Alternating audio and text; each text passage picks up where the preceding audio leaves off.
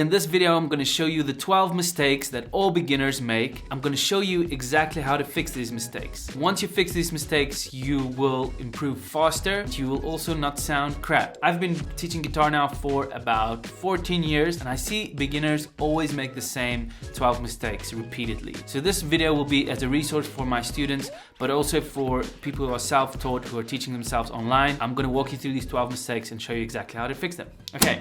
Mistake number one is playing too hard, okay? You're pressing down on the strings too hard with your left hand, and you might be tensing up with your right hand. When you're doing a finger picking pattern, your hand looks like this. You want to have it look nice and relaxed. And your left hand, you want to play with just the minimum amount of pressure, okay? When you're playing these two notes, if you play them really hard, you can actually have the notes be false and have them out of tune. Listen if I play harder. Just by pressing harder on the string, the pitch actually goes up and the note can sound out of tune, all right? That brings us to mistake number two, which is playing in the middle of the fret or to the left of the fret, okay? And that is a very detrimental mistake. Listen to this. A minor played nice and close to the frets, but A minor played far from the frets. You get this buzzy sound, right? You want to move it right up against the frets here. If I'm playing Smoke on Water, nice and close to the frets, not here. You see, that one note buzzed, because if I play on this side of the fret, I have to press really hard. So this is the reason that people do mistake number one. They play too hard because they're not playing at the right place. Okay, so fix your placement, where you put your fingers, very important. Mistake number three is a strumming mistake, and that is locking your right hand wrist when you're strumming the guitar and just strumming using your elbow, right? That makes you sound really crap because you're beating the crap out of your strings. What you want to do is relax the elbow. The elbow should move slightly, but your wrist should also be nice and loose so that you can get those kind of nuanced, really nice strumming things.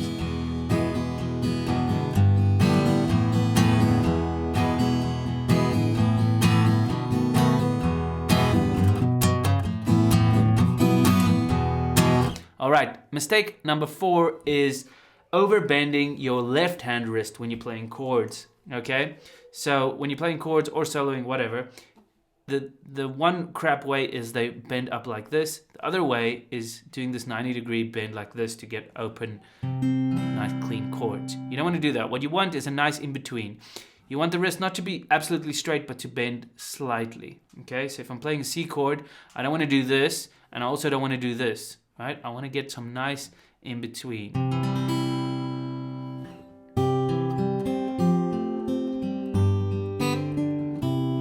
If you want really great technique, just thumbs up your guitar like this in the middle of the neck so that I can't see your thumb. Bring your fingers in front and make sure just the fingertips are touching and just the thumb at the back. You don't want to grab the guitar like that. You want the thumb at the back, fingertips in front. Thumb and fingers. That's all that should be touching your guitar, the fingertips and the thumb. That brings us to mistake number five, okay? Playing with flat fingers.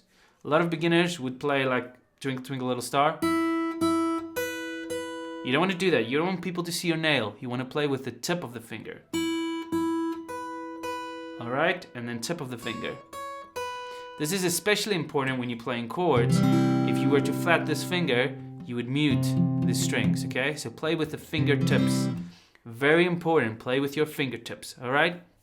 Number six, strumming all the strings when you're doing a strumming pattern. When you're doing a basic strumming pattern, just going down, down, down, down, down. It sounds really crap when you're strumming all the strings on each strum. It's the same as somebody talking to you like this and just keeping the accent the same and not having any dynamic range when he's speaking. He's just going straight at you. It's really irritating to listen to. I mean, you probably skipped that part. But you want to strum and have some strums breathe. You know, some strums a little light and some strums a little bit more heavy, like this. So some strums, I'm just strumming one string. Others, I'm just strumming the treble strings. I can get a different taste by going high strings,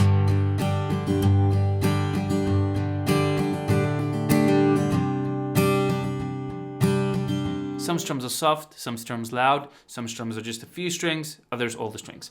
Okay, mistake number 7 is you're not singing. And that's another thing why people don't tend to get strumming patterns really quickly and picking patterns, is because you're not singing the pattern. So if I see a pattern written down, down, down, up, down, I'm not gonna read it as down, down, up, down, because you're not gonna play it.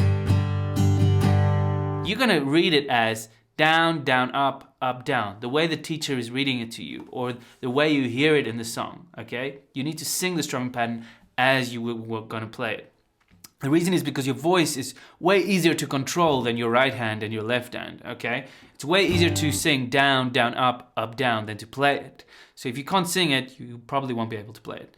So a lot of music is hearing something in your head before you try to play it with your hand. But if you're hearing it as down, down, up, down, the chances of you getting it right is very slim. Okay, so sing what you play. If you're doing a picking pattern, just say basic picking pattern on a D, sing those notes. Boom, boom, ding, ding, ding, ding, ding, ding. Even if you're singing false, don't worry about that. You just gotta sing the rhythm at least so that you get it faster. Okay, mistake number 8. You're playing too fast and out of time, right? If I'm doing this song, Smoke on Water,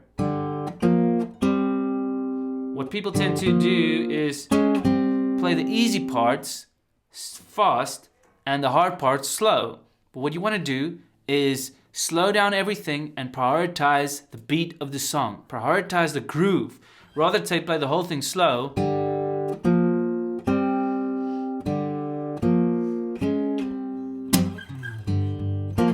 You see what I'm saying? You wanna prioritize the groove and the timing of the song, not prioritize getting all the notes in, because that's stupid, okay? You wanna prioritize playing in rhythm. Very important. Mistake number 9. You are practicing inconsistently. Right? That means on a weekend you might do 2 hours, but then only 10 minutes here and there in the week. Rather do a set 10 or 15 minutes a day and have that go through the whole week or like twice a day would be ideal. And the way you do that is just get a guitar hanger like the one behind me where I've got my ukulele.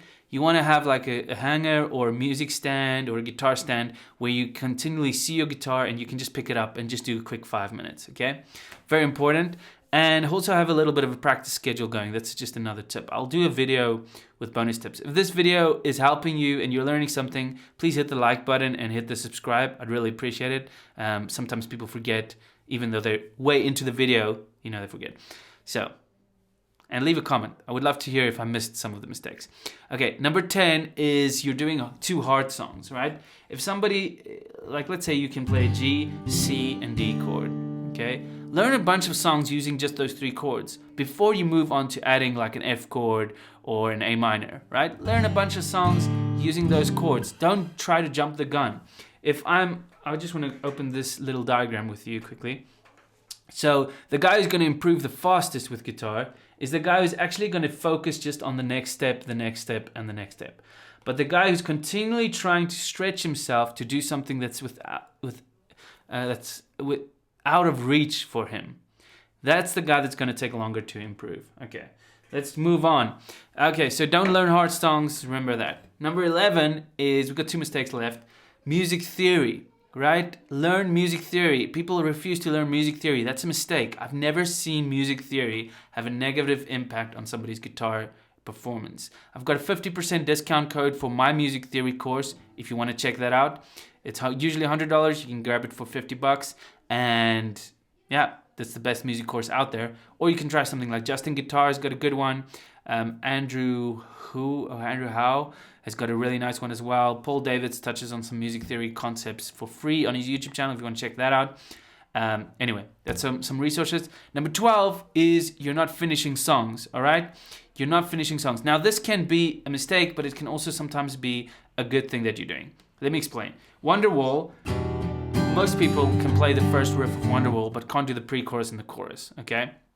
There's no reason to not learn the pre-chorus and the chorus because it's easy. It's the same level of difficulty as the intro. But some songs, let's say Country Road, you're using a G, C, D, and E minor for the bulk of the song. But in the bridge, there's an F chord. If you don't yet know an F chord, don't stay with that song until you can play an F chord, right? Carry on. Learn another song, learn more songs with E minor, G, C, and D. And then later, once you know an F chord, come back to the bridge of Country Roads. So there's some situations where you want to finish a song, other situations where you don't want to finish it. So if you have an excuse to not finish a song, then don't finish it. But if you don't have any excuses, if it's not that hard, finish the song. It will be very satisfying to be able to play a song from beginning to end. Have a nice day, guys. Remember to like and subscribe, and let me know what videos you want to see next. Cheers.